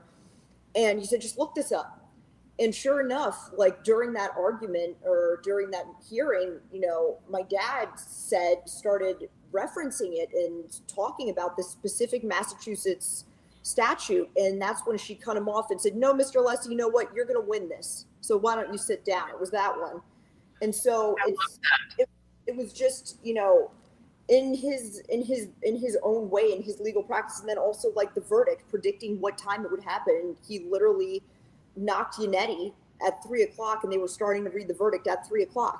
So I feel like maybe indirectly, my sort of really leaning into this side of me, and my dad getting a chance to kind of see in many different major ways how I kind of operate in this regard, has opened him up more to, I think in some way, maybe not consciously, but it's kind of opened up in him the ability to exercise that more freely, I guess you could say. It's hard for me to define it, but I feel like it's almost like a ripple effect with me. So yeah, I mean, my dad is a deeply religious person, and he's always had like a very close relationship with God, and that's something that he's always revered. But I feel too he does recognize that there is some validity to this, because I remember one Christmas I think it was Christmas of 2023. I brought over my oracle cards and I did readings for everybody, and my dad was like, "Oh, can you read that one again? I think that was really good for Grace." And he started doing like input, and I love that. Yeah, so I mean, he respects it. So I love it. I love it. Yeah. It's it's something that I've taken a lot of flack for, believe me, on here. But you know what? I look at it this way. I do my best to help people. I do my best to um, share with what I know, and that's it. I mean, I'm not going to sit and suppress it. I did that for years, and it was just so hard. I could not even. I couldn't. I I couldn't function. That's the thing I can say. I couldn't function. But I think this is such a wonderful thing going forward because, first of all, I know there's a lot of opportunity going to come up for your dad now. And you are going to be helping your dad with a podcast, aren't you? Yeah, Evan too. Evan's a large. Oh, great. Good. Yeah. And because Evan has a friend who is a very, very talented sound engineer. His name is Nisha, and he is like really. He watched the entire trial. Like, he was already into it before I came into the picture and started dating Evan, and so he's very invested in making sure my dad gets the right setup, and knows all about acoustics, and like, do you know bookcases have a lot of acoustic value, and there's a whole like element to this that I don't know about, and he's an expert in, and so all the tech stuff, all the camera angles, he's got it all covered, and so my dad is, as he said to me, he's relying heavily on me and Evan to kind of like shepherd this through, and so that he can use his voice, because he really feels after this trial, and just people really like took a shine to him and his way and everything. He really wants to use it as a way to give back to people, because he really did feel the power of this entire movement. And also just he wants it to be educational, truth, justice. Like, that's what he said. He really wants the foundation of what he's doing to be. So whatever other details, whatever that looks like, the subject matter, we're going to figure that out. But he knows, like, from his principal standpoint, what he wants to accomplish with this and really connect with people. So I'm really excited for him to have this. Yeah. Oh, we all are. Please let us know when this is about to happen, because we will be coming and listening, because that is just, it back in the early days when I was married to the naval officer living in Virginia, before I went to Salem, Massachusetts, there's you were there today. Yeah, there's a tea room up there that actually offered me a job, and it was very lucrative at that time. You guys weren't even born yet, I'm positive. And it was wonderful, but of course that, all the other wives were what do I say? Nurses and doctors and school teachers, and then I am the psychic. I started out working on the line of Dionne Warwick, a Psychic Friends Network. That was I was a premier psychic, did their commercials for them. It was hilarious, and was with them for years. But I decided I wanted to go to law school. Oh, no way. And yeah, I wanted to go to law school. I was going to start because we were living in Hampton, Virginia, and I was going to go to Old Dominion. And when I figured out how many times we were going to have to move in a 12-year period, which was 9 times, and credits don't transfer that easily, and it's just I just decided, that's not my gig. And it was because other people wanted me to fit into that little, I look at these attorneys now. I look at your father, I look at Mr. Jackson, Mr. Yannetti, Ms. Little, and of course, our lovely attorney, Melanie, and I think I made the right decision. I couldn't have done that. I probably would have stood up in that courtroom and said something I probably shouldn't have said and not keep it together. And that's why I know your father is developed beyond Mm-hmm. psychically, because when Brandon was sending him those little digs, Mr. Alessi and these sort of things, it was the petty stuff that was made to make your father flip, because he would. Do it. Wrong way. And when he figured out, and there were a couple of times he actually said it correctly. So it was on purpose. He did it on purpose. And we watched your father in the courtroom. Stoic, decorum, professionalism, courteous beyond reproach, still treating him as though he would want to be treated. That's a big one. And the fact that he did not allow that or anything else that was ever said shake him is astounding and admirable. And I just think that is so wonderful. And I've always said to my dear people here, I have binder envy. Looking at your father, I have binder envy and organizational tab and envy, because I would watch him color code. I mean, you could tell everything was color coded, everything was separated, everything in the binders. And I'm thinking, oh my, I could do that if I could. Yeah. I could do that. But it's like, oh my gosh. So I love that. I love that whole thing about this. This is wonderful.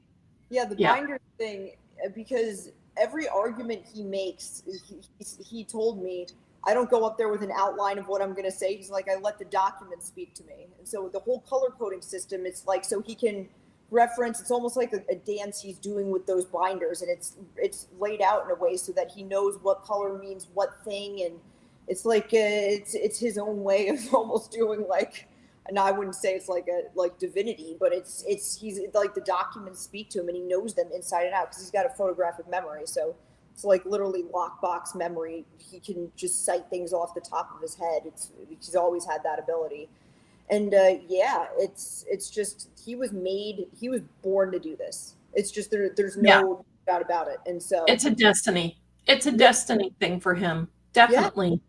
Now, I know that he has a pharmaceutical degree. Has he ever been a pharmacist per se? Yeah, really. Practice. That's how he helped pay for law school. Really, the pharmacist. Yeah. Oh my word! Oh, that's wonderful. Yeah. Isn't that great?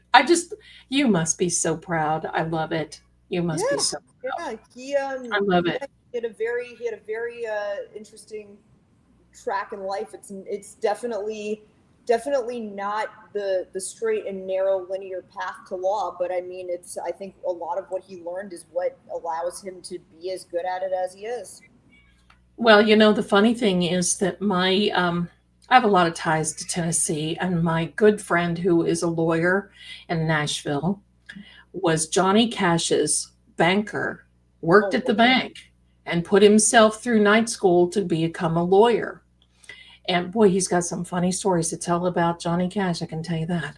But, it was, when you're driven to do something, it doesn't matter what pathway you take. It's the end goal that you've got. People get hung up on, how am I going to do that? Well, that's not going to, no, that comes. You keep your eye on the prize, the end goal. He's got a saying about that. Yeah, I would always say, especially because I'm always working with people on complicated things that seem like big ideas or whatever. It's like all you need to have in mind is the next step and then the end thing. But all the in between stuff, if you try to make you don't have 10 years out, where is it going to be, or 5 or whatever, it doesn't really matter. And what are we doing next? But if you get hung up on a year from now in between, or what are all the steps we're going to take, you get lost in the sauce. It doesn't work. Perfect. I love it. I'm planning on moving to Tennessee. Oh, really? Yes. I moved to a different state during that 2020 thing. I can't really say it on here. YouTube doesn't like it. And so I'm planning on moving back. And I'll let you know when I'm going to be there. Because it may be just sort of kind of around that area that Evan is from. So you never know. We have a little super chat here. Me, Nonya, I love you, my darling. Thank you so much for being so generous in sending this. We love Laura and Evan, such sweet souls. I agree. I agree. So beautiful. So beautiful. My darlings, I know that you said that you were going to give us 2 hours, and we are right at the 2 hour mark. So I'm going to ask you, do you have something that you want to leave us with? Is there something that you want to tell us, share with us? I hope that you'll come back and I'd visit love to. us. Yeah, We love to we do that. love to Yeah. have you. Anytime you feel like coming on, you send me a DM and say, "Hey, what are you doing, chick? I want to come on," and we'll do this. I mean, we can do it Oh, yeah. regardless. If you want to come on sometime and we do EVPs, we can do that too. Oh man, I'm excited. We're gonna mess around with that tonight. See what. Yeah, See what you see what you need. If you need anything, let me know. But is there anything you want to leave us with, my darlings, and say or leave us something non-philosophical, whatever you want to do? Well, first of all, I want to just thank you for leaving that comment so that I could have this experience with you. You know, one of the things I've been leaning into, like I said at the beginning of the show, more lately is just going with my intuition, not questioning it, not thinking this is all in my head, this is nuts. I've learned that when you have a second voice that comes in and tries to argue with what your intuition is telling you, it just muddies the waters and keeps you from doing what's best for you. And so when I saw your comment, I just felt like a shot of energy. I'm like, yes, and immediately I DM'd you. So it's very nice that this was a confirmation that my intuition is really tuned up in the right way. I guess that's one of the things that I think I said a few times during the show is just my belief in the power of humor and the connection with spirituality. And I feel, you know, there really is something powerful about that I feel I would hope more people start to explore. It's kind of an abstract idea, but I feel like there's a lot of ways that you can say the truth through humor that you can't say in a serious manner. But also it's just having a laugh and just having that experience of elation and joy. And just, you know, I feel like there's something really spiritual in that. And I think we just came out of a pretty dark time in terms of what the trial was and what it represented. And there's still this ongoing fight for justice and making sure there's justice for John O'Keefe. And there are the people that are the real culprits in his situation that are still out there, and that can engender feelings of anger, you know, just a sadness, you know, for so many people that are involved in this. But I think what I want to leave with people is to make sure that it's very easy to spiral down those feelings and kind of get yourself into a dark place, but to also counterbalance it with things that make you laugh and bring you joy. Not saying go and find humor in this situation. You know, I mean, even though, you know, Jimmy has done a great job with channeling all of these people and being these characters and kind of, you know, bringing humor in that way, make sure that you find the light and you find humor to counterbalance when things get tough, or, you know, this fight has to continue. Because if you just keep soldiering through and just keep the seriousness, it'll make it harder, I feel, to accomplish the goal. Like, keep your eye on the target, but also make sure that there's levity along the way. So that's what I would want to say. Thank you so much. That's so kind. We have a little message for you. Thank you. How dare you? I love this person. Thank you for your generosity too. That's so kind. Laura and Evan, you both come across as very loving. Laura, you are the homebody. Evan, you are the caretaker, protector. Wishing you both many years of love and light. That's so kind. And thank you for that beautiful remark for them. You know, I think before you leave, I think that all of us agree that there's not one person that has supported Karen Reed in this that doesn't especially want justice for John. It's like a two-phase thing. We had to get Karen free first, Now the fight begins to get justice for John. No, we're not going to leave it alone. Nobody's going to leave it alone. And we can see that. I think there's going to be some wild things happening. But it's all going to, I believe that John will receive his justice. I know that there's going to be another investigation, probably 2 investigations that are going to be open. Probably 1 is ongoing. That's my own personal opinion. And we'll take it from there. But I want you both to know that you are more than welcome at any time. Just tap on my shoulder in the DM and say, hey, what are you doing? Let's go on. And if there's a particular night you want to go, just let me know. We can go on here. Hello, we'll do EVPs, we'll do whatever, go from there. But when you open that EVP app, make sure that you're grounded, make sure you're protected, all that. You know all that, but I just got to say it. And everything will work out. Evan, we wish you the best. You are the foundation of Miss Alessi. I love it. You are the rock. I love it. I love it. I think you two were brought together. It almost feels like a little baby accident that was meant to be. Was meant to be. Well, we'll save for me, the next time we come on here how we met, because it's wild. It's wild. Oh, really? Yeah. Oh, well, we definitely want to hear that. That's tea we want to hear. Yeah, that's the cliffhanger for the next time we come on. That's the cliffhanger, everyone. Stay tuned for the Alessi Hour. Believe me, we want to know this. We definitely want to know this. So, my darlings, I'm going to say goodbye to you. Big hugs, big kisses, much love to you and your family and to you. And thank you, Evan, for coming on. It's just a treat to have you here. And just love this. Crazy. I don't know how I got here really, but this is great. Well, I'm so glad. I'm so glad that you're coming in with this wonderful. You are welcome in the House of Zelda at any time. One day I'll tell you where the lady Zelda comes from, because that's a lineage I didn't know of. Oh, okay. We got it. So see, we're already teaching people for the next episode. And I will tell you about the time that Jacques St. James called me when I was on the Psychic Friends Network. You know who's Jacques St. James? The famous vampire that was from Europe, who was in New Orleans, called me. I made a video on it, but he called me. It was in the 1980s, and then he called me about 3 years ago. Same voice, told me things about my family.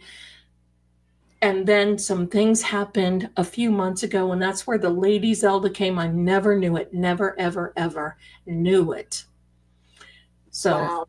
I'm rolling with it. That's the cliffhanger, but we want to know the tea of how they met, everyone, don't we? So bravo, bravo. I'm going to say goodnight to you, and then I'm going to say goodnight to my beautiful people. And I'm going to say we'll see you soon. How's that? Much love to you. Much love. Thank you, Zelda. All righty, honey. Bye-bye. Bye. Bye. Was that not great? Was that not just fantastic? How wonderful they are. Oh, my gosh. Bravo, bravo. Oh, my gosh. What a connection. What a connection of this young lady. What a connection of this young man. I am just blown away. How amazing, how personable, how wonderful these people are. And, you know, I'm just so happy that we found them. I'm just so happy we found them. It's just amazing. So I want to thank each and every one of you for being in here. We've had a good, steady 400 people in here watching. Bravo. And, you know, and if you haven't already subscribed, please do me a favor and subscribe, because we're going to continue bringing you. And you know what? We're close to 10,000. And Miss Melanie, if you're still there, I want to personally invite you to come on one of these days when you can and just have a chat with us. Just talk, have some tea, spill the tea. So if you're out there and you're hearing this, we would love to have you. So anyway, my darlings, I love this. I want you to stay tuned now for next Saturday, because that's going to be awesome. Because I'm going to go down the bunny trail with all of this. Oh my gosh, Miss Melanie, yay! Well, between you and Miss Laura and Mr. Evan, you have certainly made my century. Thank you so much. I just love this. Thank you, thank you. Because for those of you who do not know, I'm going to say this. Miss Melanie, I'm sure, has got some very empathic skills. I'm pretty sure that's what makes her a wonderful attorney and how she can navigate through the nooks and crannies. So we'll get with you, Miss Melanie. I love that. We will have a blast. Get ready to laugh and have fun, everyone, because, you know, we've been serious for a few months and actually some years, and we need to shed all of this energy, right? We need to shed that negative, and we need to start breathing, because we've got new steps ahead. We got new steps ahead with this case, with other cases. As Alan Jackson says, we ain't got no quit. We're here. Now, my darlings, that's right, Miss Melanie. We need to laugh. And believe me, we've got some funny shit. I've got some funny things to tell. We've got funny things to tell. Beth, excited to go back and listen. I missed most of it, taking care of my little Piscean grandbaby. Oh, little Piscean grandbaby. Oh my gosh. So many Pisces here. So many Pisces. Thank you, everybody. This is exciting. And because of you, I wouldn't be here. I want you to know that. I want you to know that. So we got to stick together. Melissa, hi. The age of Aquarius is time to heal and bring truths. And yes, laugh, laugh, laugh all the way. When the moon is in the 7th house and Jupiter aligns with Mars. How many remember that one? Hello, hello. We got a few little things here. Look, Miss Peaches, I love it, became a YouTube member. Thank you so much. Minanya, we already said thank you, but I'm going to say thank you again. How dare you, my darlings, Laura and Evan, you both came across. I love that. You guys are so kind and welcoming. I never have to worry about anything. You guys are wonderful. Miss Jules in Florida, you can hear the cats meowing. I think the TV has stopped. YouTube does this thing where if you have it on long, it'll pause and say, are you still watching? And of course, the cats can't go, yes.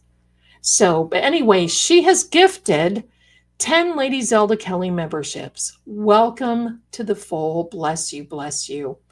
I love it. How dare you? Surgery is Tuesday. Prayers accepted. Prayers sent. Prayers sent. Prayers sent. I don't know about you guys, but I don't want to leave you without a dance. Should we put How Dare You on? Should we dance to How Dare You? Because it's got a new meaning. February. That's right, Melanie is the Aquarian. One of the most intelligent sign, I'm going to say. Let's put some Derek. Let's put some Derek Carney on. What do you think? What do you think? We need to dance a little bit and celebrate a little bit. Hold on, we're going to find it. We're going to find it. Here we are. How dare you, Karen Rain? It has new meaning now.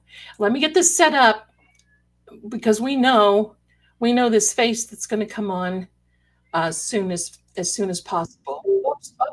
Oops, no, don't start now. No. Here we go. Let me get it shared. Let me get it shared. Here we are. Then we're going to dance. All right. I can tell the future, but it is extremely hard for me to navigate through StreamYard sometimes. Hello. All right. Let me share this, and then I'm going to fix this so you all don't have to see the analytics on the side. And let's get this done. There we go. Here we go, my darlings. Let her rip, tater chips. We're listening to this song, doesn't it?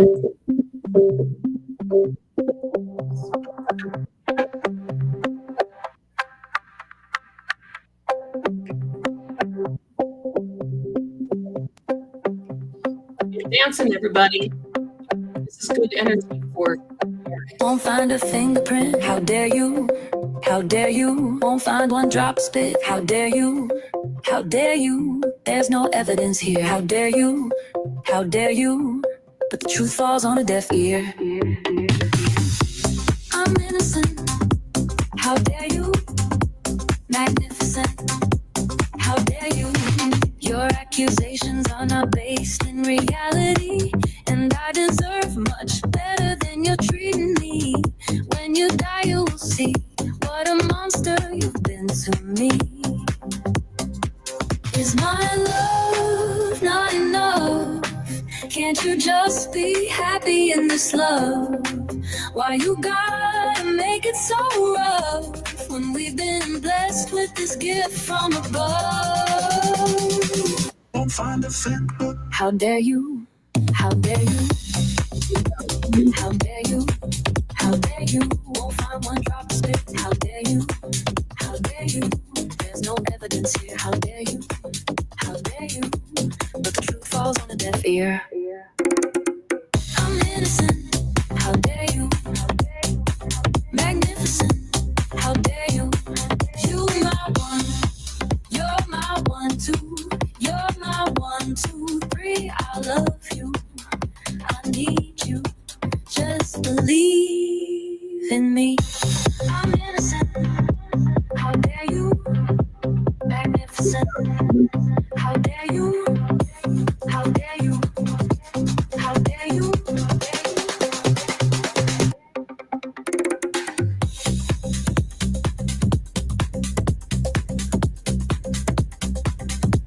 How dare you? Is my love not enough? Can't you just be happy in this love? Why you gotta make it so rough when we've been blessed with this gift from above? Won't find a fingerprint. How dare you? How dare you? How dare you? How dare you? Won't find one drop of spit. How dare you? How dare you? There's no evidence here. How dare you? How dare you? But the truth falls on a deaf ear. I'm innocent. I'm innocent. How dare you? Magnificent. How dare you? Stop this judgment. How dare you? I'm heaven sent. How dare you? You're my 1. You're my 1, 2. You're my 1, 2, 3. I love you. I need you. Just believe in me. I'm innocent. How dare you? Magnificent. How dare you? Stop this judgment. How dare you? I'm heaven sent. How dare you? How dare you?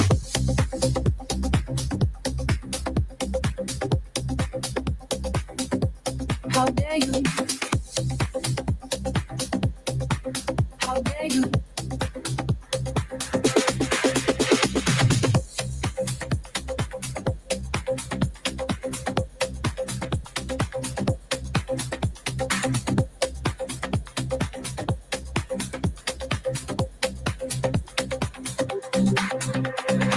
I'm innocent. How dare you? Magnificent. How dare you? Get yourself right, cause I absolutely don't deserve this. And I've put up with it for way too long. Better wise up, straight up. Get it together, wise up. Oops, here we go. Here we go. My goodness, it was so good it wants to go again. That was a lot of fun. And I'm going to tell you what cracks me up about that. Rosewater, thank you for being here. And I want to let you know that you have a ticket to go on out of here. Thank you so much. And may you be well on landing somewhere else. And goodbye to you. All right. So, I just want you to know that song has new meaning. It has new meaning now, doesn't it? And I love it when everybody is around and there's AJ, Yannetti, everyone singing. Dr. Reed, Karen's father, even Paul sitting in the back has new meaning now, doesn't it? Beautiful Karen and AJ, who has now inked the deal with not only a movie, but a book. Now, I heard a dollar amount. I don't know. I think it's possible, but I don't know. But all I can say is I hope she gets it. I hope that she owns the state of Massachusetts and all beyond.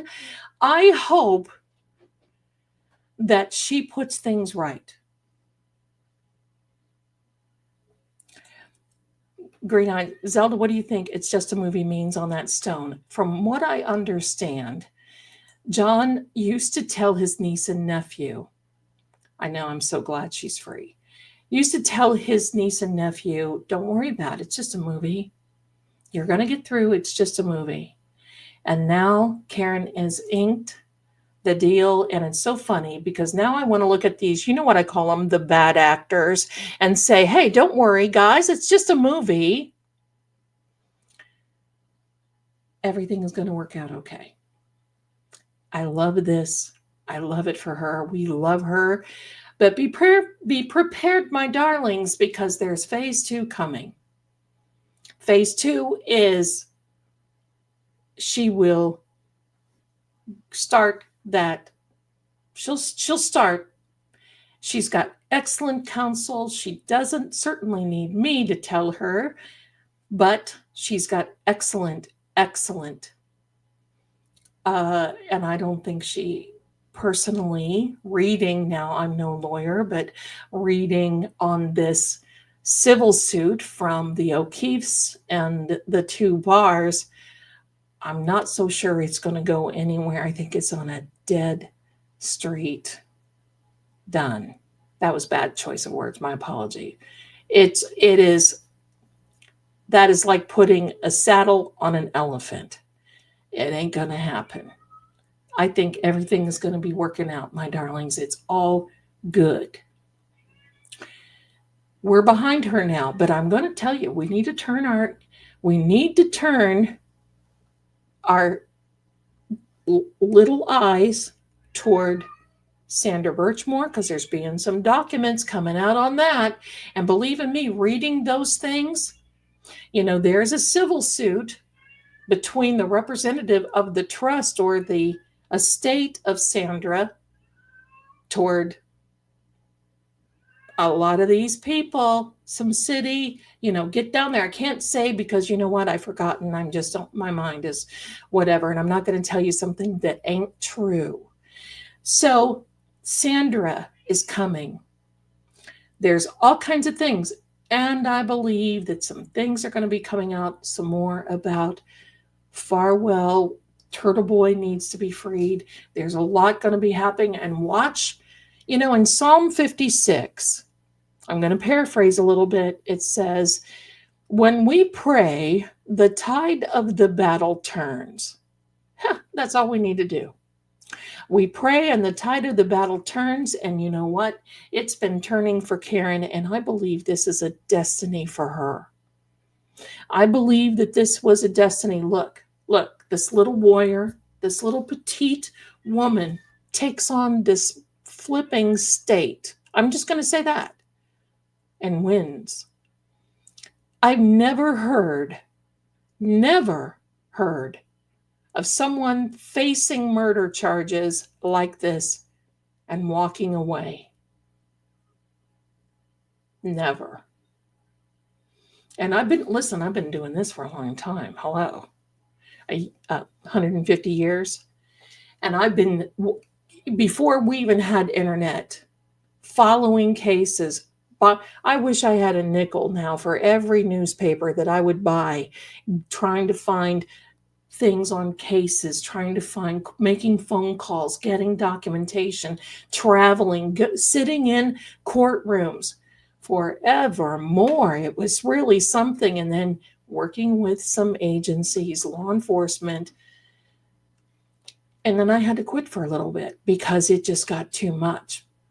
And of course, now I'm not quitting at all. So I want to thank each and every one of you for being here. You guys are wonderful. I'm so proud of you. You are all, I know, bless Jerry. She had her little hands full tonight. I saw a few trolls coming in. And hello. What's a troll or two? Just, be gone. What's a troll or two? I want to just let you know how much I love you and for being so supportive of us and being here. I love it. It's all good. And hang tight, my darling. 5 trolls. Oh boy. I bet that was fun. I listen, if it weren't for Jerry is amazing. AD is amazing. My ladies are wonderful mods. I tell you, you know you're doing something right when you got trolls coming in. You know that, right? When you got a troll coming in and telling you this and this and this, you know you're doing something right. Oh, Snap Sharon says trolls are trophies. Amen to that. I'll take it. I want everybody to hang out for a minute, watch the outro, and I'm going to see you soon. I'll see you Monday night. There's no card reading for True Oracle tomorrow. But listen, for everyone in here, make sure you got your memberships already, because we're members only gonna be doing a little bit of paranormal stuff. And we may have to just start here in my house because hello. The next live we will be doing more paranormal, more EVP, more any of that. But I'm going to show you what I've come up for, and this is going to blow you away. I've not seen it done here. It will blow you away. Seriously, I've not seen it done. And it has to do with 34 Fairview. So I hope that's a little enticing for you to come back. Much love to each and every one of you. I want you to have a beautiful week. The readings will continue. Everything will continue. There's so much more to go. I'm loving this. I love it. Hendrik, there we go. Zelda road trip across country to the hotel we planned if she was acquitted. Oh, yeah. Listen, one day you just never know. One day you never know. My darlings, hang out. Thank you so much for being here. I know that Laura and Evan had a wonderful time. I know they did. I saw it. So I want to thank you. Stay tuned for the outro, my darlings, because you guys are great. And I'm going to see you again very soon. Thanks again. Thanks, Miss Melanie. Bye for everyone, and have a wonderful week. I'll see you soon. Bye. They'll tell you the facts are clear, but the truth always flickers between the lines. In every shadow, there's a secret that refuses to stay buried. Clues hide in symbols, and sometimes even fate won't show its hand. Voices echo not just from the living, but from the silence they leave behind.